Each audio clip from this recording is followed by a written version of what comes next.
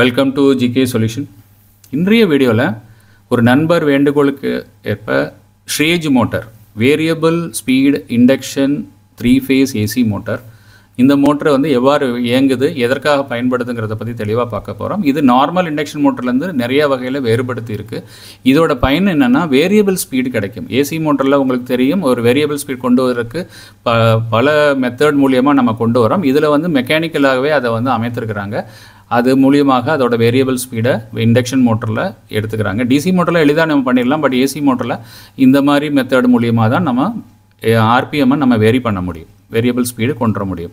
இதோட அமைப்பு பார்த்திங்கன்னா லெஃப்ட் சைடில் பார்த்திங்கன்னா புள்ளி நார்மலாக இண்டக்ஷன் மோட்டரை போல் அமைந்திருக்கு. அதிலிருந்து நமக்கு வேண்டிய இயந்திரங்களுக்கு சுழற்சி இதிலிருந்து எடுத்துக்கலாம். ரைட் சைடில் பார்த்தீங்கன்னா ஒரு வீல் கொடுத்துருக்குறாங்க. இதுதான் அந்த மோட்டரோட ஆர்பிஎம்மை சேஞ்ச் பண்ணக்கூடிய வீல். இதை சேஞ்ச் பண்ணுவது மூலியமாக இதில் இருக்கக்கூடிய ப்ரெஷஸ், ரைட் சைடில் ஒரு காமுடேட்டர் மாதிரி ஒரு அரேஞ்ச்மெண்ட் கொடுத்துருக்குறாங்க. அதில் இருக்கக்கூடிய ப்ரெஷஸோட லொக்கேஷனை மாற்றுவது மூலியமாக ஸ்பீடை வேரி பண்ணுறாங்க. லெஃப்ட் சைடில் ஒரு ஸ்லிப்ரிங் கொடுத்துருக்குறாங்க. இது மூலியமாக இந்த மோட்டரில் ரோட்டருக்கு சப்ளை கொடுப்போம். வவுண்டு மோட்டரை போல், ஒயர் வவுண்ட் மோட்டர் இருக்குங்களா, அதே போல் ரோட்டருக்கு சப்ளை கொடுப்போம், ஸ்டேட்டருக்கு சப்ளை கொடுக்க மாட்டோம். ரோட்டருக்கு மட்டும்தான் சப்ளை கொடுப்போம். அப்போ ரோட்டருக்கு ப்ரஷ் மூலியமாக 3 ஃபேஸ் சப்ளை கொடுப்பாங்க. இது எவ்வாறு இயங்குறதுங்கிறது ஒயரிங் டயக்ராம் பார்த்தீங்கன்னா உங்களுக்கு எளிதாக புரியும். ஒயரிங் டயக்ராம் இதை போல தான் அமைந்திருக்கும். சென்டரில் இருக்கக்கூடியது 3 ஃபேஸ் ஸ்லிப்ரிங்கு. அதுக்கப்புறம் அந்த ஸ்லிப்ரிங்கில் தான் நம்ம 3 ஃபேஸ் சப்ளை கொடுக்க போகிறோம். இது வேரியபிள் ஸ்பீடு மோட்டர், பவுண்டு மோட்டரின் அதோட அடிப்படை அமைப்பையும், அதுபோக நார்மல் இண்டக்ஷன் போல் ஃப்ரீக்வன்சி கன்வெர்ட்டர், அதாவது 3 வைண்டிங்கை கொண்டு அதோட ஃப்ரீக்வன்சியை வேரிப்படுத்தி அதோட ஆர்பிஎம்மை வேரி பண்ணுறாங்க. அதான் இதோட அமைப்பு. இது நிறைய வகையில் நமக்கு யூஸ் ஆகுது. பவர் ஃபேக்டர் அதில் எளிதாக நம்ம இம்ப்ரூவ் பண்ண முடியுது. அதற்காக தனியாக நம்ம ஒரு அமைப்பு தேவையில்லை. ஸ்பீட் கண்ட்ரோல் இதோட மேஜர் அட்வான்டேஜுங்க. ஸோ இப்போ இதோட வைண்டிங் நம்ம அனிமேஷன் மூலியமாக பார்க்கலாம். இதில் பார்க்கையில் உங்களுக்கு கொஞ்சம் கன்ஃபியூஷனாக இருக்கும். இதை நான் அனிமேஷன்ஸில் உங்களுக்கு காமிக்கிறேன், அப்போ எளிதாக உங்களுக்கு புரியும். இப்போ பாருங்கள், அனிமேஷன்ஸில் பாருங்கள், அதோட ரோட்டர் அமைப்பை நான் காமிக்கிறேன். ஏன்னா ரோட்டர் தான் இதில் உள்ள ரொம்ப வேறுபாடு இருக்குது. சென்டரில் இருக்க போர்ஷனில் பார்த்தீங்கன்னா நார்மல் ரோட்டரை போல், ஒயர் வவுண்ட் ரோட்டரை போல் இருக்குது, புரியுதுங்களா? அந்த ரோட்டரில் பார்த்தீங்கன்னா மேலே இருக்க காமிக்கக்கூடிய வைண்டிங் இருக்குது, இதுக்குள்ளே இன்னொரு வைண்டிங் இருக்குது. அப்போ ரோட்டரில் 2 செட்டு வைண்டிங் இருக்குது, ஸ்டேட்டரில் ஒரு வைண்டிங் இருக்குது. இந்த ரோட்டரில் இருக்க வைண்டிங்க்கு ஸ்லிப்ரிங் மூலியமாக 3 ஃபேஸ் கொடுக்குறோம். அதான் இடது பக்கம் இருக்குது. வலது பக்கத்தில் காமுடேட்டர் கொடுத்துருக்குறோம். டிசி மிஷினை போல் காமுடேட்டர் கொடுத்துருக்கோம். காமுடேட்டர்லேருந்து சப்ளை வெளில எடுப்பாங்க. அப்போ நம்ம இந்த ஸ்லிப்ரிங் வழியாக 3 ஃபேஸ் சப்ளை உள்ளே கொடுக்குறோம். அதன் மூலியமாக இந்த சப்ளை வெளியில் இதில் இருக்கக்கூடிய செகண்டரி வைண்டிங், இதுக்குள்ளே 2 வைண்டிங் இருக்குன்னு சொன்னேன் இல்லைங்களா? அதில் பார்த்தீங்கன்னா ஒன்று பிரைமரி, ஒன்று செகண்டரி, ஒரு டிரான்ஸ்ஃபார்மரை போல் வேலை செய்யும். அது நான் இப்போ சிறிது நேரத்தில் நான் சொல்கிறேன். அந்த டிரான்ஸ்ஃபார்மரை போல் செகண்டரியில் வரக்கூடிய, இதை செகண்டரின்னு சொல்கிறதில்ல, டெர்ஷியரி வைண்டிங் சொல்லுவாங்க. ஏன்னா செகண்டரி வைண்டிங் நம்ம ஸ்டேட்டரில் பொறுத்திருக்கிறதுனால இதற்கு டெர்ஷியரி வைண்டிங் அல்லது காம்பன்சேஷன் வைண்டிங் சொல்லுவாங்க. இந்த வைண்டிங்லேருந்து உற்பத்தி ஆகக்கூடிய சப்ளையை அதே சேம் ஃப்ரீக்வன்சி சப்ளையை காமுடேட்டரில் கொடுத்துருவாங்க. காமுடேட்டர்லேருந்து ப்ரெஷ் மூலியமாக சப்ளை எடுத்து ஸ்டேட்டரில் இருக்கக்கூடிய வைண்டிங்கில் கொடுப்பாங்க. ரைட் சைடில் பாருங்கள், உங்களுக்கு எளிதாக புரியும். இதில் நான் 3 ஃபேஸ் ரிங்கை ஒன்று மேலே ஒன்றா கொடுத்துருக்குறேன்னு எளிதாக புரிவதற்காக கலர் வித்தியாசம் காமிச்சிருக்கேன். எளிதாக உங்களுக்கு புரியும். சிவப்பு வண்ணம், ஊதா வண்ணம், மஞ்சள் வண்ணத்தில் நம்ம 3 ஃபேஸ் கொடுக்குறோம். 3 ஃபேஸுக்கு 3 ஸ்லிப்ரிங் ஒரே ஷாஃப்ட்டில் கொடுக்குறோம். லெஃப்ட்டில் இருக்க மாதிரி இருக்குது. அதிலிருந்து இருக்கக்கூடிய கனெக்ஷன் இந்த ரோட்டரில் இருக்கக்கூடிய, இந்த சென்டரில் இருக்கிறது பூரா ரோட்டருங்க. இந்த ரோட்டரில் இருக்கக்கூடிய வைண்டிங்கோட இன்னர் வைண்டிங் அதில் டெல்டா போன்ற சர்க்கியூட் வைண்டிங் மெத்தட் மூலியமாக அதை நம்ம கனெக்ட் பண்ணியிருக்கோம். அப்போ என்ன அர்த்தம்னா 3 ஃபேஸ் சப்ளை கொடுக்கும் பொழுது இந்த இன்னர் வைண்டிங்கில் சிங்க்ரனஸ் ஸ்பீடு, சிங்க்ரனஸ் காந்த அமைப்பு, சுழற்சி காந்த அமைப்பு உருவாகும் 3 ஃபேஸோட காரணத்தால். புரியுதுங்களா? அந்த சிங்க்ரனஸ் அமைப்பு அப்படியே பிரைமரியாக டிரான்ஸ்ஃபார்மரோட பிரைமரி போல் வேலை செய்யும். அதனால் அதுக்கு பக்கத்தில் இருக்கக்கூடிய செகண்டரியில் இஎம்எஃப் இன்டியூஸ் ஆகும். அதே ஃப்ரீக்வன்சியில் லோ வோல்டேஜில் இன்டியூஸ் ஆகும். புரியுதுங்களா? அந்த செகண்டரி வைண்டிங்கை நம்ம செகண்டரின்னு சொல்கிறதில்ல, tertiary winding or compensating winding நம்ம சொல்லுவோம். என்ன காரணம் சில நேரத்தை சொல்கிறேன். இதிலிருந்து என்ன செய்கிறோம்னா வெளியில் காமுடேட்டரி போன்ற அமைப்பு கொடுக்குறோம். நார்மலாக காமுடேட்டர் வழியாக தான் நம்ம சப்ளை கொடுப்போம். இங்கே என்ன செய்கிறோம்னா காமுடேட்டர் வழியாக சப்ளையை வெளில எடுக்கிறோம். வெளியில் எடுத்து அங்கே ஸ்டேட்டரில் இருக்கக்கூடிய ஸ்டேஷனரி வைண்டிங், அதாவது செகண்டரி வைண்டிங் சொல்லக்கூடிய ஸ்டேஷனில் இருக்கக்கூடிய வைண்டிங்க்கு சப்ளையாக அமையுது. அதில் 3 ஃபேஸு கொடுத்துருக்குறாங்க. 120 டிகிரி அதோட ஆங்கிள் டிஃபரன்ஸில் அதை போல் அமைத்திருக்கிறாங்க. இதுதாங்க இதோட சிஸ்டம். இது பார்க்கல உங்களுக்கு ஒரு சில குழப்பம் மாதிரி தெரியும், பட் நான் அனிமேஷனில் காமிக்கும் போது உங்களுக்கு எளிதாக புரியும். எந்த செக்ஷன் வந்து சுழற்சி அடையும், அதில் இருக்கக்கூடிய காந்த அமைப்பு எப்படி சுற்றுது, சிங்க்ரனஸ் ஸ்பீடு எப்படி சுற்றுது. இதில் ஒன்றே முக்கியமாக கவனிக்க என்னென்னா, நார்மலாக இண்டக்ஷன் மோட்டரில் சிங்க்ரனஸ் மேக்னெட்டிக் ஃபீல்ட் டைரக்ஷன்லேயே தான் ரோட்டர் சுற்றும், இதில் வந்து ஆப்போசிட்டில் சுற்றும். காரணம் இதில் நம்ம ரோட்டரில் சப்ளை கொடுக்கறதுனால இதில் ஆப்போசிட்டில் சுற்றுதுங்க. அதே போல் லென்ஸ்லா இண்டக்ஷன் மோட்டரில் அமைந்திருக்கிற மாதிரி தான் இதுலேயும் த்ரூ லென்ஸ்லா மூலியமாக இதோட செகண்டரியில் வரக்கூடிய சப்ளையில் அதோட காந்தம் அது இதை ஆப்போசிட் டைரக்ஷனில் வந்து அதற்கு அதை உருவாக்கின இந்த காமுடேட்டரில் இருக்கக்கூடிய வைண்டிங்கில் இருக்கக்கூடிய காந்தத்தை எதிர்க்கும். புரியுதுங்களா? ரிலக்டன்ஸ்னு சொல்லக்கூடிய மெத்தட் வழியாக இதை வந்து நம்ம சுழற்சி அடையுது. ஓகேங்க. இப்போ நான் வந்து என்ன செய்ய போகிறேன்னா 3 ஃபேஸ் சப்ளை கொடுக்க போகிறேன். கொடுக்கும்போது இங்கே 2 ப்ரெஷ்ஷு கொடுத்துருக்கேன் இல்லைங்களா, இந்த ப்ரெஷ்ஷை வந்து நம்ம மோட்டர் மூலியமாகவோ கியர் மூலியமாகவோ நம்ம சுற்றலாம். இப்போ மஞ்சள் வண்ணத்தில் இருக்கக்கூடியதெல்லாம் ஒரு ரிங்கில் கனெக்ட் பண்ணியிருப்பாங்க, பச்சை வண்ணத்தில் இருக்கலாம் ஒரு ரிங்கு.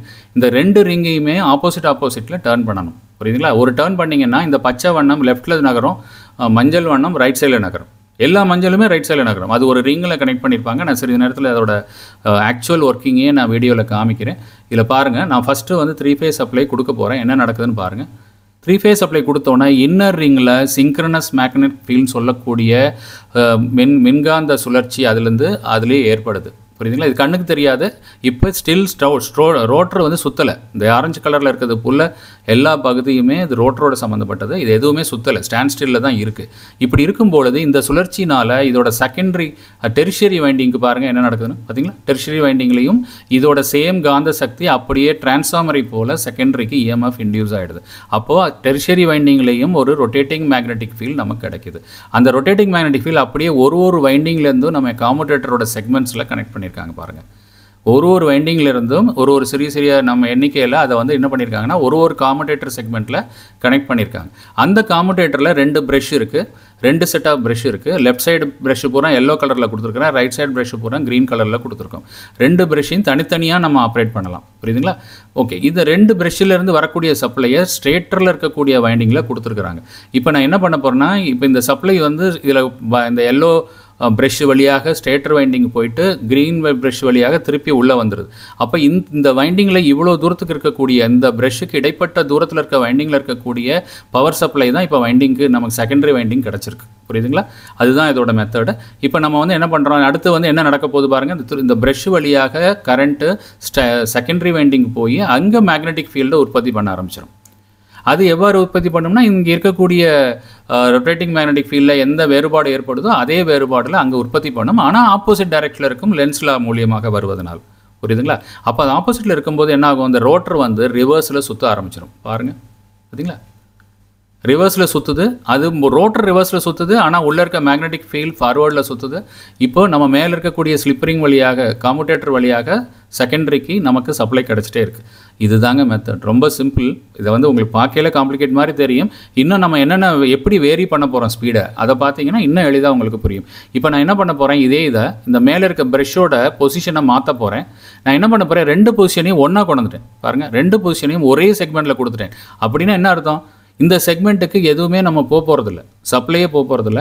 இது என்ன ஒன்று, இங்கே இருக்கக்கூடிய இண்டக்ஷன் மூலியமாக தான் நடக்க போகுது. இந்த மாதிரி சமயத்தில் நார்மல் இண்டக்ஷன் போட்டு இது வேலை செய்யும். பாருங்கள், இது ரெண்டையும் நாம் வந்து இதை நம்ம ஸ்டார்ட் பண்ணி பார்க்கலாம். பாருங்கள், புரியுதுங்களா? இப்படி பண்ணும் பொழுது இதில் இண்டக்ஷன் வரும், இதில் இருக்கக்கூடிய சப்ளைனால அதில் இண்டக்ஷன் வரும். இண்டக்ஷன் வந்து உங்களுக்கு இது ஷார்ட் சர்க்யூட் ஆகிடும். இதில் வரக்கூடிய வோல்டேஜ் இதில் ஷார்ட் சர்க்யூட் ஆகிடும். ஷார்ட் சர்க்யூட் ஆகிடணும், இதோட ஸ்பீடு பார்த்தீங்கன்னா குறையும். இதுதான் நார்மல் இண்டக்ஷன் மோட்டரோட ஸ்பீடுங்க. இப்போ இதையே நம்ம என்ன பண்ணுறோன்னா, இந்த இப்போ நெக்ஸ்ட்டு பொசிஷனில் நான் என்ன பண்ண போகிறேன்னா, பச்சை வண்ணத்தை லெஃப்ட்லேயும் மஞ்சள் வண்ண ப்ரெஷ்ஷை ரைட்லேயும் கொண்டு வர போகிறேன். அது என்ன பண்ணுதுன்னு பாருங்கள். இதை போல் கொண்டு வரேன். இப்போ என்ன ஆகுது, இன்னும் வேகம், இன்னும் ஸ்பீடு கம்மியாகுது. முதல்ல நீங்கள் பார்த்தது வந்து சிங்க்ரோ ஸ்பீடோட ஜாஸ்தி இருந்தது. இப்போ பாருங்கள், சேம் அதே பொசிஷன் தான், ஆனால் அதோட வேகம் மட்டும் மாறுது. இப்போ எவ்வளோ மெதுவாக சுற்றுது பாருங்கள்.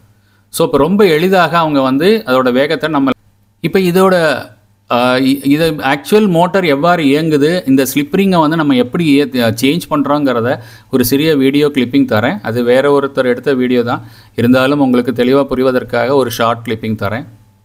பாருங்கள். இதை இருக்கக்கூடிய ஸ்லிப்பரிங்ஸு. இந்த ஸ்லிப்பரிங்கை சேஞ்ச் பண்ணும்பொழுது அந்த சத்தத்தை வச்சே உங்களால் சொல்ல முடியும் அது எவ்வாறு வந்து அதோட வேகம் மாறுதுன்னு. பாருங்கள், பார்த்தீங்களா? மேலே இருக்க ஹேண்ட் வீலை சுற்றும் போது அதோட ஸ்லிப்பரிங்கோட பொசிஷன் இந்த மாதிரி மாறுது. மாற மாற அதோட வேகம் சேஞ்ச் ஆகிட்டே இருக்குது. புரியுதுங்களா? ஸோ இப்போ இதை போல் நம்ம இந்த மோட்டர் ஸ்டேஜ் மோட்டரு வேரியபிள் ஸ்பீடை அச்சீவ் பண்ணுது. இப்போ புரிஞ்சிருக்கும்னு நினைக்கிறேன். கண்டிப்பாக அந்த நண்பர் கேட்டதுக்கு ஒரு சிறிய விளக்கம் கிடச்சிருக்கும். எப்படி எங்கிறதுக்கு ஒரு விளக்கம் கிடச்சிருக்கும்னு நம்புகிறேன். நிச்சயமாக கமெண்ட்டில் கொடுங்க எந்த அளவுக்கு உங்களால் இதை புரிஞ்சு கொள்ள முடியுதுன்னு. ஏன்னா இப்போ இந்த காலகட்டத்தில் அதிகமான இடங்களில் இந்த மோட்டர் உபயோகப்படுத்துறதில்ல. ரொம்ப ஸ்பெஷலான ஏரியாக்களில் மட்டும்தான் இது பயன்படுத்துகிறாங்க. இருந்தாலும் அந்த நண்பர் கேட்டதுக்காக இந்த வீடியோவில் அதை பற்றி என்னால் முடிஞ்ச அளவுக்கு அதை எக்ஸ்பிளைன் பண்ணியிருக்கேன். என்கிட்ட டைரெக்டாக மோட்டர் இருந்ததுன்னா இந்த ரோட்டரோட அமைப்பை நான் 3Dலேயும் அதை டைரெக்டாக உங்களால் காமிச்சிருக்க முடியும். பட் இந்த மோட்டர் நான் இதுவரை கேள்விப்பட்டது தான். இதை நம்ம டைரெக்டாக நான் இதில் ஒர்க் பண்ணது கிடையாது. அதனால் எனக்கு தெரிஞ்ச விஷயங்களை உங்களோட ஷேர் பண்ணியிருக்கேன். கண்டிப்பாக இது வந்து ஒரு ஐடியா கிடச்சிருக்கும் அவருக்கு. இந்த மோட்டர் எவ்வாறு இயங்குது, எதற்கு பயன்படுது, எப்படி இதில் ஸ்பீடு வேரி பண்ணுறாங்க அப்படிங்கிறத பற்றி ஒரு தெளிவு கிடச்சிருக்குன்னு நம்புகிறேன். இதே போல் அடுத்த ஒரு வீடியோவில் விரைவில் உங்களை சந்திக்கலாம் நண்பர்களே. தேங்க்ஸ் ஃபார் வாட்சிங். கண்டினியூஸாக வாட்ச் பண்ணுங்கள். அடுத்த வீடியோவில் சந்திக்கலாம்.